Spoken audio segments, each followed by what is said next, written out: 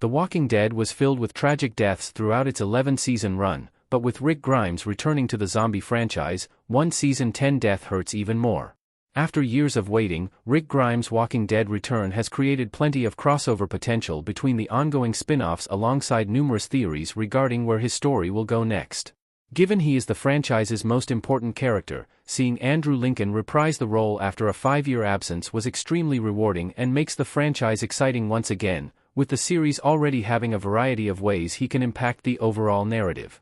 While Rick's return also set up several Walking Dead character reunions, not everyone survived the protagonist's long period away from the main group. The Walking Dead's timeline took a massive time jump after Rick disappeared, meaning there were numerous high-profile deaths that he wasn't there to witness. Seeing so many familiar faces after the better part of a decade will undoubtedly be an emotional moment for Rick when he does eventually have his on-screen reunion. However, the idea of him catching up with his old allies only makes one death from Season 10 even more heartbreaking.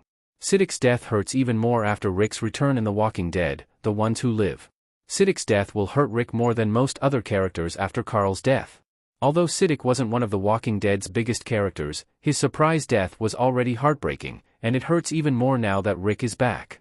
Siddiq's debut came at the expense of Carl Grimes, who was bitten while attempting to save him despite being a total stranger. While this set up a big future for Avi Nash's character, he was tragically killed during Season 10 as part of the Whisperer's storyline. A doctor named Dante joined Alexandria and seemed to be helping the community, but he was secretly an undercover Whisperer, which Siddiq found out moments before his death. Sadly, Dante killed him in a devastating scene, but rather than setting up a major story, the villain was instantly outed by the other survivors before being killed himself. While Siddiq did have some big moments on the show, his death ultimately makes Carl's departure feel a little meaningless, and Rick may also feel this way.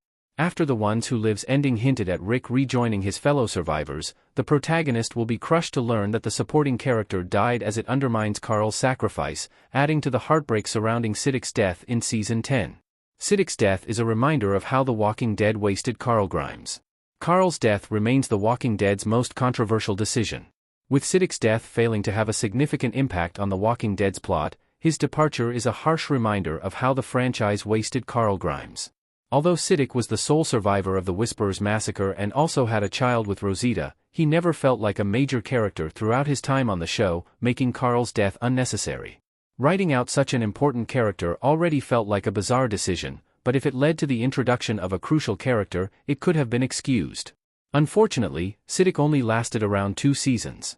Despite being likable and a useful character while he was around, Siddiq wasn't worth wasting Carl's death on, especially given his importance in the comics.